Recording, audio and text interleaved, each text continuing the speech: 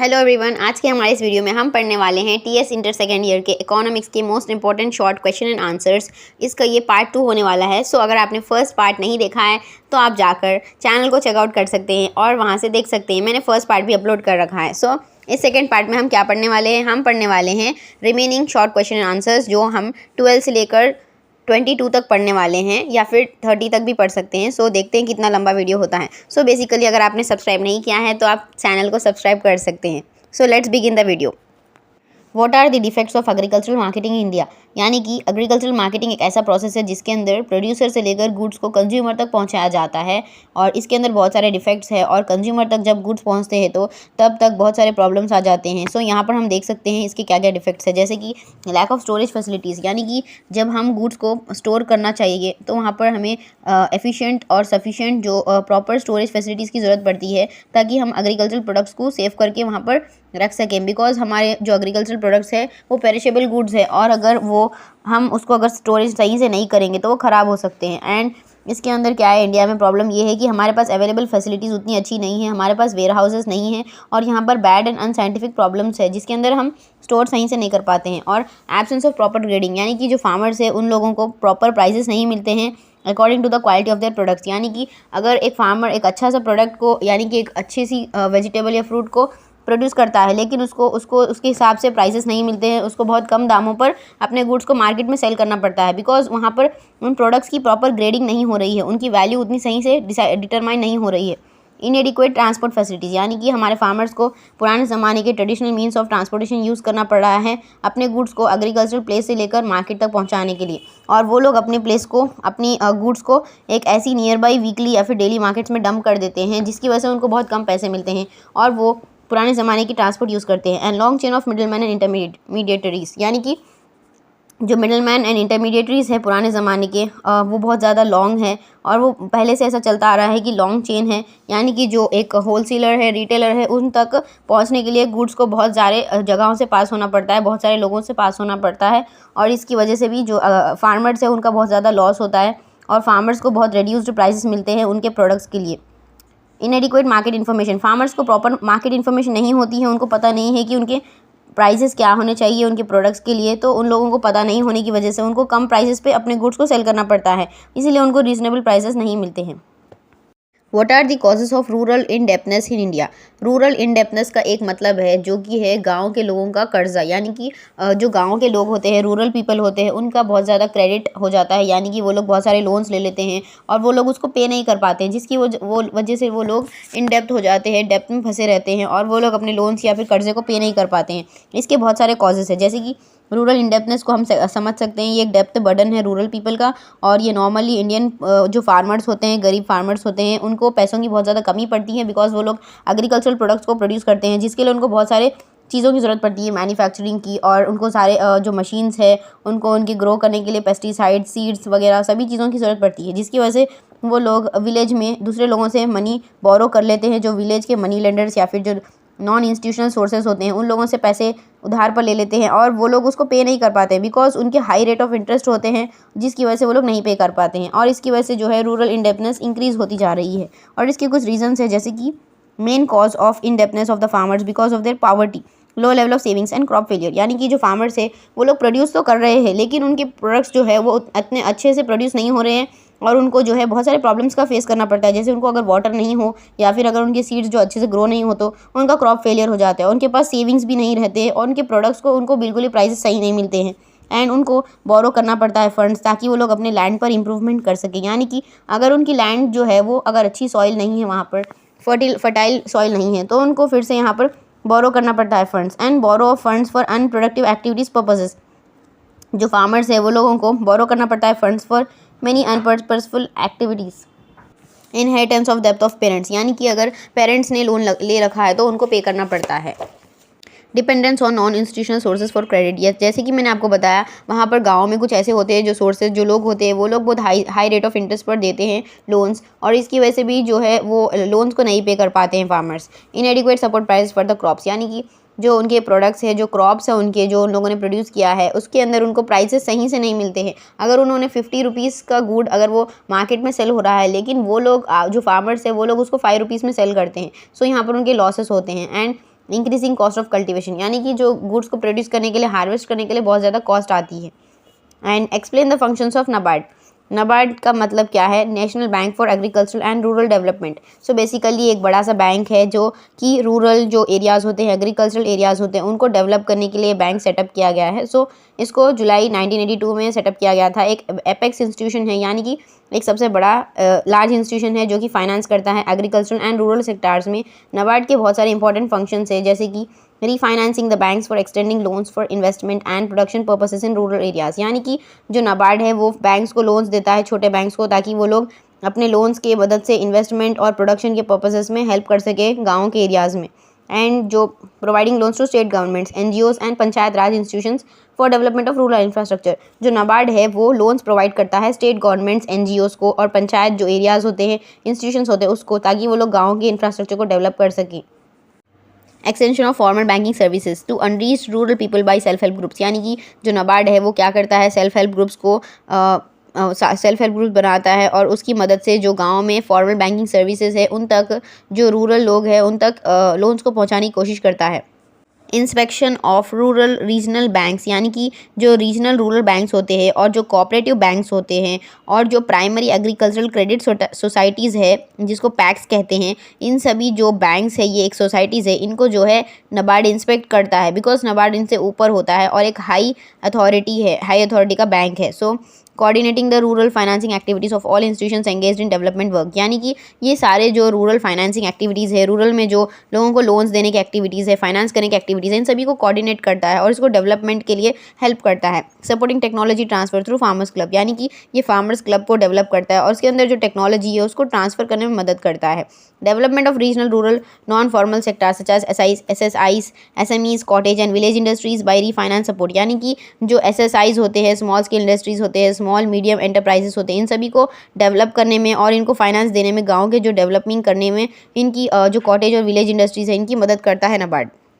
State the objectives of agricultural pricing policy in India. Agricultural pricing policy एक policy है India की और इसके कुछ बहुत सारे इंपॉर्टेंट ऑब्जेक्टिव्स है, हम देख सकते हैं यहाँ पर, जैसे कि to meet the domestic consumption requirements, यानी कि हमारी कंट्री है और इसके अंदर हमें गुड्स को कंज्यूम करने के लिए कुछ रिक्वायरमेंट्स होती है, जैसे हमारी इतनी बड़ी पॉपुलेशन है तो उन सभी को गुड्स की ज़रूरत पड़ती है ताकि हम हमारे जो कंट्री के लोग हैं उनको खाना प्रोवाइड कर सकें। सो ये चीज़ें करना ये एग्रीकल्चर प्राइसिंग पॉलिसी का ऑब्जेक्टिव है, गोल है। So to provide price stability in agricultural products, यानी कि जो प्राइसेस के जो एग्रीकल्चरल प्रोडक्ट्स है उनके प्राइसेस को स्टेबल रखना ताकि उनकी प्राइसेस कुछ ज़्यादा ही बढ़े ना और उनको कम से कम रखना। And to ensure reasonable relation between the price of food grains and non food grains, यानी कि जो फूड ग्रेन्स होते हैं जिसको हम कंज्यूम करते हैं और कुछ फूड ग्रेन्स ऐसे होते हैं जो हम कंज्यूम नहीं करते, वो किसी दूसरे कामों में आते हैं। सो उन फूड ग्रेन्स और इन फूड ग्रेन्स के बीच में एक रीजनेबल रिलेशन बनाए रखना उनके प्राइसेस के बीच में। To smoothen seasonal and cyclical fluctuations of prices, यानी कि जो प्राइसेस होते हैं जो सीज़न के हिसाब से चेंज होते रहते हैं उन सभी को बराबर लेकर चलना और उनको कम से कम रखना और उनको एक मैनेजिंग लेवल पर रखना, इन सभी चीज़ों को एग्रीकल्चर प्राइसिंग पॉलिसी करती है। टू रिमूव प्राइस डिफरेंसेस, यानी कि जो अगर दो रीजन्स हैं वहाँ पर प्राइसेस जो है अलग अलग होते हैं कई बार, तो इन सभी चीज़ों को लेवल पर रखना और मैनेज करना और सेम रखना, ये भी इनका काम होता है।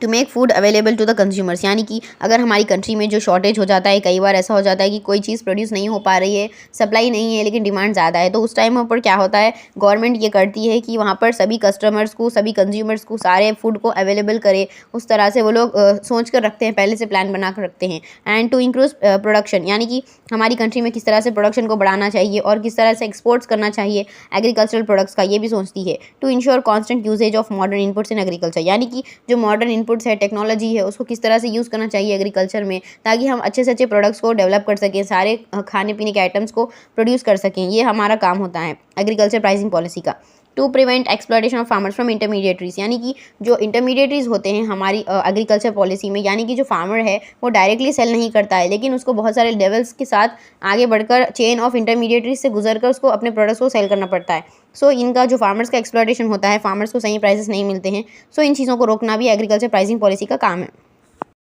Explain the shortcomings of agriculture pricing policy, यानी कि एग्रीकल्चर प्राइसिंग पॉलिसी में भी कुछ डिफेक्ट्स है, कुछ साइड इफेक्ट्स है और इसके अंदर भी कुछ डिसएडवांटेजेस है, जैसे कि हम देख सकते हैं। लिमिटेड कवरेज, यानी कि जो एग्रीकल्चरल प्राइसिंग पॉलिसी है वो प्राइसेस को फिक्स तो करती है लेकिन ये इनएडिक्वेट कवरेज होती है, यानी कि ये इतना अच्छे से कवर नहीं कर पाती है। प्रोक्योरमेंट फैसिलिटी जो है वो प्राइसेस की इनएफेक्टिव है। लेस रेम्यूनरेटिव प्राइसेस, यानी कि जो एग्रीकल्चरल प्रोडक्ट्स के प्राइसेस है वो लेस रेम्यूनरेटिव है, यानी कि जब फार्मर्स इन गुड्स को प्रोड्यूस करते हैं उनको ज़्यादा प्रॉफिट्स नहीं होते हैं, बिकॉज जो इनपुट्स है, सब्सिडाइज इनपुट्स है, उनके प्राइसेस बढ़ रहे हैं। इसकी वजह से क्या है, फार्मर्स के कॉस्ट बढ़ रहे हैं लेकिन फार्मर की इनकम कम हो जाती है। Fail to achieve price stability. In the year 2008-2009 agricultural price index जो है वो 9.46% बढ़ चुका था, एंड इसकी वजह से पूरर सेक्शंस ऑफ सोसाइटी बहुत ज़्यादा सफ़र करते हैं और जो है प्रोडक्ट्स के प्राइसेस बढ़ते जा रहे हैं कई बार, और एग्रीकल्चरल पॉलिसी इसमें कुछ भी काम नहीं कर पा रही है। इनएफेक्टिव पीडीएस। इंडिया में पब्लिक डिस्ट्रीब्यूशन सिस्टम बहुत ज़्यादा बेकार है और इंडिया फेल हो चुका है कई मामलों में, जैसे कि यहाँ पर sufficient quantity of food grains बिल्कुल भी सप्लाई नहीं कर पा रही है government to the poorer sections. Less number of regulated markets. हमारे इंडिया में रेगुलेटेड मार्केट्स बहुत लेस नंबर में हैं। Accompanied by unaccompanied by effective policy, यानी कि एग्रीकल्चर पॉलिसी एक ही बिल्कुल भी काफ़ी नहीं है, इसके अंदर दूसरे पॉलिसीज़ का होना भी ज़रूरी है ताकि एग्रीकल्चर का टोटल डेवलपमेंट हो सके, लेकिन हमारे पास दूसरे ऐसे पॉलिसीज़ अभी तक नहीं आए हैं। What are the major objectives of Industrial Policy Resolution 1991? So basically 1991 में एक इंडस्ट्रियल पॉलिसी लाई गई थी by the government of India on 24 जुलाई 1991। सो ये बेसिकली एक बहुत अच्छा और बेहतरीन रेजोल्यूशन लाया गया था इंडस्ट्रीज़ को डेवलप करने के लिए इंडिया में। सो ये इसके बहुत सारे ऑब्जेक्टिव्स हैं, जैसे कि to build gains already made on industrial sector, यानी कि इंडस्ट्रीज़ को डेवलप करना, इंडस्ट्रीज़ के अंदर जो ऑलरेडी इंडस्ट्रियल सेक्टर में गेन्स हो रहे हैं उसको और बिल्ड करना। टू करेक्ट डिसऑर्शंस और weakness that might have crept in the pattern of industrial growth, यानी कि जो हमारी इंडस्ट्रियल ग्रोथ है उसके अंदर अगर कोई वीकनेस है, उसके अंदर कोई प्रॉब्लम्स अगर आ रहे हैं, उसके अंदर कोई चीज़ ऐसी हो रही है जिसके अंदर इंडस्ट्रियल ग्रोथ कम हो रहा है या फिर उसमें कुछ डिफ़िकल्टीज आ रही है, तो उन सभी चीज़ों को करेक्ट करना। टू मेंटेन सस्टेन ग्रोथ, यानी कि जो एक इंडस्ट्रियल डेवलपमेंट थी उसको अच्छे से आगे बढ़ाना, इंडस्ट्रीज़ को डेवलप करना, उसकी प्रोडक्टिविटी को बढ़ाना और उसमें गेनफुल एम्प्लॉयमेंट रखना। यानी कि हमारे टाइम पुराने ज़माने में कैसा था कि जब इंडस्ट्रीज़ डेवलप नहीं हुई थी और इसके अंदर जो गवर्नमेंट ने ये रेजोल्यूशन लाया था, इसके बाद ही गवर्नमेंट ने बहुत सारे इंडस्ट्रीज़ को लाइसेंस दिया था और प्राइवेट इंडस्ट्रीज़ को डेवलप होने में बहुत मदद मिली थी, और इसके साथ साथ लोगों को एम्प्लॉयमेंट भी मिली थी। टू अटेन इंटरनेशनल कॉम्पिटिटिवनेस, यानी कि जो इंटरनेशनल कॉम्पिटिटिवनेस होता है कंपनीज़ के बीच, इंडस्ट्रीज़ के बीच, उसको अचीव करना और इंडस्ट्रीज़ में आगे डेवलप करना। Critical analysis of 1991 industrial policy, यानी कि जो ये 1991 की पॉलिसी है ये पॉजिटिव भी थी और इसके कुछ नेगेटिव इंपैक्ट्स भी थे। पॉजिटिव इंपैक्ट्स, यानी कि आफ्टर 1991 पॉलिसी जो क्वालिटी एस्पेक्ट था इंडस्ट्रीज़ का वो बहुत अच्छे से इंप्रूव हुआ था और उसकी बहुत इंपॉर्टेंस बढ़ी थी। इंडस्ट्रीज़ को एक कॉन्सेंट्रेटेड रिसर्च करनी पड़ी थी और उसमें डेवलपमेंट कर सक रहे थे इंडस्ट्रीज़, और उसमें क्रिएटिविटी आई थी प्रोडक्ट डिज़ाइंस में, और पॉलिसी ने बहुत मदद की है ताकि एक्सटेंसिव ग्रोथ हो सके इंफ्रास्ट्रक्चर में। जो हमारी कंट्री की इंफ्रास्ट्रक्चर है उसमें बहुत अच्छी डेवलपमेंट हुई थी और इसकी मदद से फॉरेन कैपिटल भी हमारी कंट्रीज़ में इन्वेस्ट हुआ था। जो फॉरेन के लोग थे, बड़े कंपनीज़ थे, वो लोग भी हमारी इंडस्ट्रीज़ में कैपिटल को इन्वेस्ट कर रहे थे। एम्प्लॉयमेंट अपॉर्चुनिटीज़ भी जनरेट हुई थी एमएनसीज़ में, यानी कि जो मल्टीनेशनल कॉर्पोरेशंस होते हैं उसके अंदर अच्छे अपॉर्चुनिटीज़ आए थे, बहुत सारे लोगों को एम्प्लॉयमेंट मिली थी। नेगेटिव इम्पैक्ट, टफ कंपटीशन हो चुका था डोमेस्टिक इंडस्ट्रीज़ के लिए, यानी कि हमारे कंट्री में बहुत सारे प्राइवेट इंडस्ट्रीज़ डेवलप हो चुके थे जिसकी वजह से एक अच्छा खासा टफ कंपटीशन हो चुका था। अपोजिशन फ्रॉम ट्रेड यूनियंस, यानी कि जो ट्रेड यूनियंस होते हैं उसमें अपोजिशन हो रहा था और अनएम्प्लॉयमेंट की प्रॉब्लम भी बढ़ने लगी थी, यानी कि अब कुछ ऐसे चीज़ें थे जिसके अंदर मशीन्स लगाए जा रहे थे और लोगों को काम नहीं मिल रहा था उस वजह से भी। और indiscriminate use of natural resources, यानी कि हमारी कंट्री के नेचुरल रिसोर्सेज जो थे, जो कोल, गैस, क्रूड ऑयल, ये सारे नेचुरल रिसोर्सेज होते थे, उनको अब हमारी कंट्री के एमएनसीज़ बहुत बुरी तरह से यूज़ कर रहे थे और उनको वेस्ट भी कर रहे थे। डिसऑर्शंस इन प्रोडक्शन सेक्टर, यानी कि जो प्रोडक्शन सेक्टर है अब वो प्राइवेट के हाथ में चली गई थी और डिसऑर्शंस हो रहे थे प्रोडक्शन में। Indicate the measures to solve the problem of small scale industries, यानी कि हमारी कंट्री में स्मॉल स्केल इंडस्ट्रीज़ होती है जो छोटे लेवल पर काम करती है और उसके अंदर बहुत सारे प्रॉब्लम्स आते हैं जो उसको सॉल्व करना बहुत मुश्किल है, लेकिन इंडियन गवर्नमेंट ने बहुत सारे इंपॉर्टेंट स्टेप्स लिए हैं जिसकी मदद से उन लोगों ने इन स्मॉल स्केल इंडस्ट्रीज़ के प्रॉब्लम को सॉल्व किया है। जैसे कि क्रेडिट फैसिलिटीज़, गवर्नमेंट ने कुछ स्टेप्स लिए हैं ताकि वो लोग क्रेडिट, यानी कि लोन्स या फिर जो क्रेडिट की मदद है, जो इनको ज़रूरत पड़ती है पैसों की, वो प्रोवाइड की जा सके। और जो स्मॉल एंड कॉटेज इंडस्ट्रीज़ है उनको लोन्स प्रोवाइड किया है गवर्नमेंट ने eight the lower rate of interest. Testing laboratories, government ने कुछ टेस्टिंग लेबॉर्ट्रीज को एस्टेब्लिश किया था ताकि अगर जो स्मॉल स्केल कंपनीज़ है वो लोग अपने प्रोडक्ट्स को पहले टेस्ट करें और उसके बाद ही वो लोग मार्केट में लॉन्च करें, जिसकी मदद से जो उनके प्रोडक्ट्स का स्टैंडर्ड है वो मेंटेन हो सकता है और जो स्मॉल स्केल इंडस्ट्रीज़ है वो अच्छे से अपने प्रोडक्ट्स को टेस्ट कर सकते हैं। सप्लाई ऑफ रॉ मटेरियल्स, यानी कि गवर्नमेंट ने रॉ मटेरियल्स भी प्रोवाइड कराए small scale and cottage industries को at the lower prices. Publicity, government ने कुछ सेटअप किए थे display centres and showrooms inside and outside the country, यानी कि जो डिस्प्ले सेंटर्स होते हैं वो लगाए थे गवर्नमेंट ने इनसाइड भी और आउटसाइड भी कंट्री में, ताकि जो प्रोडक्ट्स की सेल है उसको बढ़ा सके उन इंडस्ट्रीज़ की। परचेज ऑफ प्रोडक्ट्स, गवर्नमेंट ने उन प्रोडक्ट्स को खरीदा भी, यानी कि वो फिनिश्ड प्रोडक्ट्स जो थी जो कॉटेज इंडस्ट्रीज़ बनाती थी और गवर्नमेंट ने इन चीज़ों को खरीदा, इन प्रोडक्ट्स को खरीद कर शोरूम्स में वो लोग डिस्प्ले करते थे डिस्प्ले सेंटर्स में, ताकि डिमांड क्रिएट हो सके। प्रोडक्शन अगेंस्ट फॉरेन कंपटीशन, यानी कि जो स्मॉल स्केल इंडस्ट्रीज़ होती है उनको बहुत ज़्यादा कंपटीशन से गुजरना पड़ता है, लेकिन इंडस्ट्रीज़ के लिए गवर्नमेंट ने कुछ ऐसे स्कीम्स लाए, गवर्नमेंट ने प्रोटेक्शन प्रोवाइड की ताकि वो छोटे इंडस्ट्रीज़ को फॉरेन कॉम्पिटिटर्स को फेस ना करना पड़े और वो लोगों को हैवी ड्यूटी एंड टैक्सेस को ना पे करना पड़े। What are the major objectives of LIC? LIC का मतलब हम जानते हैं life insurance corporation of India. ये एक इंश्योरेंस की कंपनी थी जो हमें लाइसेंस जो लाइफ इंश्योरेंस प्रोवाइड करती थी और इसके कुछ इंपॉर्टेंट ऑब्जेक्टिव्स थे, गोल्स थे। So basically to spread life insurance to rural areas, यानी कि जो गाँव होते हैं, जो गाँव के एरिया होते हैं वहाँ पर लाइफ इंश्योरेंस को प्रोवाइड करना। इंश्योरेंस बेसिकली वो एक अमाउंट होता है जो लोग पे करते हैं एक सर्टेन पीरियड ऑफ टाइम के लिए, एक फिक्स्ड अमाउंट पे करती है लोग, ताकि अगर उनकी लाइफ को कुछ भी हो जाए, अगर उनकी हेल्थ कुछ ख़राब हो जाए या उनको अगर कोई भी बीमारी से फेस करना पड़े या हेल्थ उनकी अगर अच्छी ना हो, तो उनको गवर्नमेंट यानी ये जो लाइफ इंश्योरेंस कॉर्पोरेशन है वो उनको एक अमाउंट पे करता है उनकी हेल्थ को सेव करने के लिए। सो बेसिकली लाइफ इंश्योरेंस जो है वो socially and economically backward sections of जो सोसाइटी है वहाँ पर ये अपने प्रमोट करना चाहता था अपने इस लाइफ इंश्योरेंस स्कीम को, और ये रिस्क जो होता है लाइफ का उसको कवर करने की कोशिश कर रहा था एट द रीजनेबल कॉस्ट, यानी कि कम प्राइस में लोगों की जो प्राइस होती है लाइफ को सेव करने की उसकी कोशिश कर रहा था, उसको बचाने की। एंड टू मैक्सिमाइज सेविंग्स, यानी कि ये लोगों की मैक्सिमाइज़ करने की कोशिश कर रहा था सेविंग्स, जिससे वो लोग इंश्योरेंस कर सकें और इंश्योरेंस करके वो सेविंग्स की मदद से इंश्योरेंस अच्छे से कर सकें। And to provide security to policy holders, यानी कि जो पॉलिसी होल्डर्स थे उनको सिक्योरिटी देना, यानी कि अगर उनका पैसा जो उसमें इन्वेस्ट हुआ है उनको उसमें हाई रिटर्न्स मिलना। टू इन्वेस्ट पॉलिसी होल्डर्स, यानी कि जो पॉलिसी होल्डर्स है उनको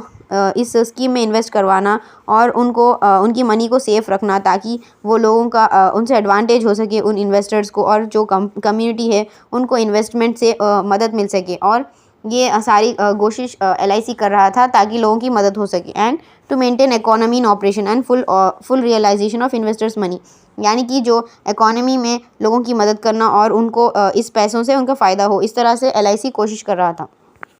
what is national infrastructure pipeline 2025, यानी कि ये एक स्कीम थी और ये बेसिकली क्या है हम देखेंगे। इंडियन गवर्नमेंट ने इसको लॉन्च किया था, national infrastructure pipeline NIP,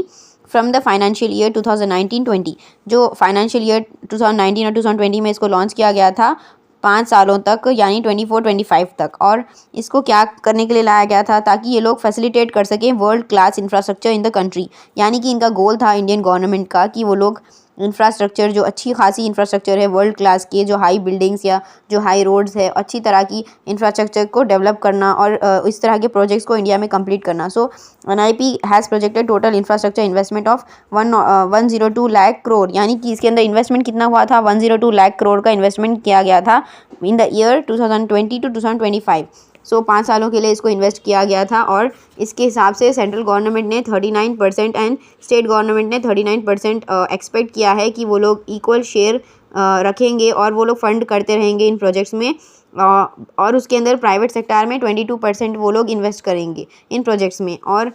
NIP का ये एम है और उन्होंने एक्सपेक्ट किया है कि वो लोग अच्छे से वेल प्रिपेयर्ड इंफ्रास्ट्रक्चर्स को डेवलप करेंगे, जिसकी मदद से लोगों में जॉब्स क्रिएट होंगी और लोगों की ईज़ इम्प्रूव होगी, यानी कि उनकी लिविंग स्टैंडर्ड्स इम्प्रूव होगी और लोगों को इक्विटेबल एक्सेस मिलेगा इंफ्रास्ट्रक्चर का, यानी कि लोगों के पास अच्छी सुविधाएं होंगी, अच्छी फैसिलिटीज़ होंगी, अच्छी इंफ्रास्ट्रक्चर होगी, रोड्स एंड बिल्डिंग्स एंड जो सभी तरह की इंफ्रास्ट्रक्चर्स होती हैं, जो ट्रेन के होते हैं और जो रोड्स सारी चीज़ें होती हैं इंफ्रास्ट्रक्चर में, वो सभी को ग्रो करना ये गवर्नमेंट का एम था। और इस पॉलिसी के मदद से उन लोगों ने ये चीज़ को डेवलप करने का प्लान बनाया। Suggest the measures for survival and growth of small scale industries, जो स्मॉल स्केल इंडस्ट्रीज़ होती है उनकी ग्रोथ और सर्वाइवल के लिए कुछ मेजर्स लिए हैं गवर्नमेंट ने इंडिया के, तो हम यहाँ पर देख सकते हैं। जैसे कि गवर्नमेंट को एक डिटेल्ड सर्वे क्रिएट करना चाहिए, कंडक्ट करना चाहिए, जिसकी मदद से वो लोग पता कर सकें कि कितने सारे स्मॉल स्केल इंडस्ट्रीज़ हमारी कंट्री में हैं और उनके लिए हम जो एग्जिस्टिंग स्मॉल स्केल इंडस्ट्रीज़ हैं उनके लिए हम अच्छे से प्रोडक्टिव प्रोग्राम्स ला सकें। सो गवर्नमेंट को ये करना चाहिए। और सेकंड, गवर्नमेंट को नेसेसरी अरेंजमेंट्स करने चाहिए ताकि वो लोग प्रॉपर ट्रेनिंग प्रोवाइड कर सकें वर्कर्स को जो इन स्मॉल स्केल इंडस्ट्रीज़ में काम करते हैं, ताकि अगर उनके पास अच्छी ट्रेनिंग होगी तो वो अच्छे से इस काम को कर पाएंगे और वो लोग अपनी इंडस्ट्रीज़ को डेवलप कर पाएंगे। And it is necessary to further liberalise the rules, यानी कि जो रूल्स है इंडस्ट्रीज़ में, जो प्रैक्टिसेस है बैंकिंग के और जो अदर फाइनेंशियल इंस्टीट्यूशन है, वो लोग जब क्रेडिट लेते हैं, लोन्स लेते हैं, तो उनके ऊपर कई सारे रेस्ट्रिक्शंस होते हैं, लेकिन गवर्नमेंट को इन रेस्ट्रिक्शंस को हटाना चाहिए और थोड़ा लूज़ करना चाहिए, जिसकी मदद से उनको लोन्स मिल सके स्मॉल स्केल इंडस्ट्रीज़ को। Government should make provisions for making available of proper and sufficient quantity of raw materials eight reasonable rates, यानी कि गवर्नमेंट को रीजनेबल रेट्स पर रॉ मटेरियल्स प्रोवाइड कराने चाहिए इन स्मॉल स्केल इंडस्ट्रीज़ को, ताकि वो लोग अच्छे से अपना प्रोडक्शन कर सकें। Government should take measures for lowering the rate of duties, यानी कि जो टैक्सेस और इम्पोर्ट ड्यूटीज़ होते हैं, जब कोई भी जो प्रोड्यूसर है अगर वो बाहर से, जो कंट्री के बाहर से अगर वो गुड्स को प्रोड्यूस करने के लिए रॉ मटेरियल्स मंगाता है तो उसको बहुत ज़्यादा टैक्सेस पे करने पड़ते हैं उस पर। लेकिन अगर गवर्नमेंट इन टैक्सेस को कम कर दे, इन टैक्सेस एक्साइज ड्यूटीज़ को कम कर दे, तो एंटरप्रेन्योर्स अपने गुड्स को एक्सपोर्ट कर सकते हैं एंड इंपोर्ट कर सकते हैं और इनकी स्मॉल स्केल इंडस्ट्रीज़ डेवलप हो सकती हैं। Importance of the tertiary sector in the Indian economy, यानी कि हमारी कंट्री में इंडियन इकोनॉमी में टर्शियरी सेक्टर जो सर्विस सेक्टर है उसका बहुत इंपॉर्टेंट कंट्रीब्यूशन है। सो हमें यहाँ पर इंपॉर्टेंस यहाँ पर देना है। So basically contribution to GVA. So अगर हम देखें कि जो जीवीए होता है वो ग्रॉस वैल्यू एडेड होता है, ये बेसिकली काउंट करता है कि सर्विस सेक्टर से हमारी कंट्री के जीवीए में कितना शेयर बन रहा है, यानी कि ये कितना कंट्रीब्यूट कर रहा है हमारी कंट्री की डेवलपमेंट में। सो इसको हम देख सकते हैं कि ये 49% इंक्रीज़ हो चुका है 2013-14 से 57% को 2019-20 तक। सो यहाँ पर हम देख सकते हैं 17% तक इंक्रीज़ हुआ है। एम्प्लॉयमेंट, यानी कि जो टर्शियरी सेक्टर है उसने एम्प्लॉयमेंट में भी बहुत ज़्यादा मदद की है और जो लोग हैं सारे वो लोग सर्विस सेक्टर, यानी कि जो सर्विसेज के काम होते हैं उन सभी कामों में ही ज़्यादा उनको एम्प्लॉयमेंट मिल रही है। और हम देख सकते हैं ये इंक्रीज़ हुई थी फ्रॉम 17%, ये 1950 या 1951 के टाइम 17% थी, लेकिन ये 2010 में 26% हो चुकी थी एंड ये लेटर और इंक्रीज़ होकर 31% हो चुकी थी 2018 में। सो हम देख सकते हैं यहाँ पर एम्प्लॉयमेंट भी अच्छा खासा इंक्रीज़ हुआ है। इन्वेस्टमेंट, जो सर्विस सेक्टर है वो एक इम्पॉर्टेंट शेयर प्ले करती है इन प्लान एलोकेशंस, यानी कि इसके अंदर हम देख सकते हैं ये प्लान्स बनाने में बहुत इंपॉर्टेंट और मेजर शेयर प्ले करती है, जैसे कि power, transport, communications, trade, social और अदर सर्विसेज जो है उनमें हाईएस्ट एलोकेशंस हुए हैं, यानी कि इसके अंदर बहुत सारे लोगों ने इन्वेस्टमेंट किया है और ये सभी सेक्टर्स जो है बहुत अच्छे से डेवलप हुए हैं। जैसे पावर, ट्रांसपोर्ट हमारी कंट्री में अच्छे से डेवलप हुआ है, कम्युनिकेशन, ट्रेड, सोशल सर्विसेज ये सारे डेवलप हुए थे क्योंकि इनके अंदर अच्छे से इन्वेस्टमेंट किया गया है। सो हम देख सकते हैं ये 55% से लेकर 65% तक हो चुका था। एक्सपोर्ट्स, यानी कि इंडिया सबसे बड़ा मेजर एक्सपोर्टर है सारी सर्विसेज के लिए, यानी कि हमारी कंट्री में बहुत सारे सर्विसेज है जो हम प्रोवाइड करते हैं दूसरे कंट्रीज़ को, वर्ल्ड में एक्सपोर्ट करते हैं और इनसे हमें बहुत ज़्यादा अर्निंग होती है, हमारी कंट्री को प्रॉफिट्स मिलते हैं, फ़ायदा होता है, हमारी कंट्री का डेवलपमेंट होता है। So revenue earning of tertiary sector जो है, हमारी टर्शियरी सेक्टर का रेवेन्यू अर्निंग इंक्रीज़ हुआ था फ्रॉम $46 बिलियंस टू 2004 में जो था वो 2004-2005 में 46 बिलियन था, लेकिन अब वो यूएस के 2205.8 बिलियन हो चुका था 2018 में 2019 के बीच, यानी कि इसमें बहुत ज़्यादा इंक्रीज़ हुआ है। ये 200 यानी कि 150 जो है एक्स्ट्रा इंक्रीज़ हुआ है। What are the types of renewable source of energy? So renewable source of energy एक इस तरह की एनर्जी होती है जिसमें हम बिना पोल्यूशन या फिर जो बिना नेचुरल रिसोर्सेज को डिस्ट्रॉय करें हम हमारी कंट्री में एनर्जी को प्रोड्यूस कर सकते हैं। सो ये एक तरह की एनर्जी सोर्स होती हैं जिसको हम नेचुरली प्रोड्यूस करते हैं और इसके अंदर हमारी कंट्री में कोई तरह की प्रॉब्लम नहीं आती है और इससे हमारी कंट्री की इकोनॉमी जो है उस पर कोई असर नहीं पड़ता है। और इस तरह की एनर्जी को यूज़ करने से हमारी एनवायरनमेंट में कोई डिस्ट्रक्शन नहीं होता है, जैसे कि अगर हम पोल्यूशन होता है क्योंकि हम पेट्रोल को यूज़ करते हैं, लेकिन अगर हम इन तरह की एनर्जी को यूज़ करेंगे तो हमारी कंट्री में एनवायरनमेंट का कोई नुकसान नहीं होगा। सो बेसिकली यहाँ पर 5 तरह की रिन्यूएबल सोर्स ऑफ एनर्जी है, जैसे कि सोलर एनर्जी। ये सोलर एनर्जी कब हमें मिलती है? जब हमें सन से रेडिएंट लाइट और जो हीट एनर्जी मिलती है, तब अगर हम उसको कलेक्ट करते हैं और अगर हमारे पास सोलर पैनल्स या सोलर कलेक्टर्स हों तो जब हम उसको कलेक्ट करते हैं तो उससे हम एनर्जी बनाते हैं, उसको क्या कहते हैं? Solar energy. विंड एनर्जी, जो हम विंड जो टर्बाइंस लगाते हैं, जो बड़े बड़े टर्बाइंस होते हैं जिससे हवा को कलेक्ट करके उससे एनर्जी को प्रोड्यूस किया जाता है, इससे हम इलेक्ट्रिसिटी जनरेट करते हैं विंड से। हाइड्रो इलेक्ट्रिसिटी, हाइड्रो इलेक्ट्रिसिटी हम पानी से कलेक्ट करते हैं, यानी कि जो बड़े बड़े डैम्स और रिजर्वियर्स जो हम बनाते हैं जिसके अंदर हम फ्लोइंग वाटर जो होता है उसकी मदद से काइनेटिक एनर्जी को डेवलप करते हैं, और इस फ्लोइंग वाटर की मदद से हम वो बड़ी बड़ी टर्बाइंस को रोटेट कर पाते हैं, रन कर पाते हैं, जिसकी मदद से हमें इलेक्ट्रिसिटी मिलती है और इसको हाइड्रो इलेक्ट्रिसिटी कहा जाता है। जियोथर्मल एनर्जी, जियोथर्मल एनर्जी जो है वो कहाँ से जनरेट होती है, वो थर्मल एनर्जी से जनरेट होती है। थर्मल एनर्जी हमारी कंट्री के, हमारी अर्थ के अंदर स्टोर होती है और इससे हम एनर्जी को प्रोड्यूस करते हैं। बायो एनर्जी, बायो एनर्जी जो है वो बायोमास से बनती है। बेसिकली ये एक बायोलॉजिकल मटेरियल है जो कि लिविंग ऑर्गेनिज्म से डिराइव होता है, यानी कि हमें उससे मिलता है। सो ये इन 5 तरह की एनर्जीज़ है जिसकी मदद से हम हमारी कंट्री में एनवायरनमेंट को सेव कर सकते हैं और इन एनर्जी को यूज़ कर सकते हैं। सो यहाँ तक हमने 13 आंसर्स जो इंपॉर्टेंट है आपके एग्ज़ाम्स के लिए, आईपी एग्ज़ाम्स के लिए, इकोनॉमिक्स के, इसके लिए हमने यहाँ पर 13 आंसर्स को कवर कर लिया है। एंड हमने प्रीवियस पार्ट में 11 क्वेश्चंस एंड आंसर्स को अटैम्प्ट किया था, समझे थे उन आंसर्स को। सो हम नेक्स्ट आंसर्स जो रिमेनिंग पार्ट्स में आने वाले हैं उनको मैं एक्सप्लेन करूँगी आप सबको। एंड आपको अगर पहला पार्ट देखना है तो आप लिंक जो है डिस्क्रिप्शन में है, वहाँ से आप देख सकते हैं। और अगर आपको कोई डाउट्स है तो आप कॉमेंट कर सकते हैं कॉमेंट सेक्शन में।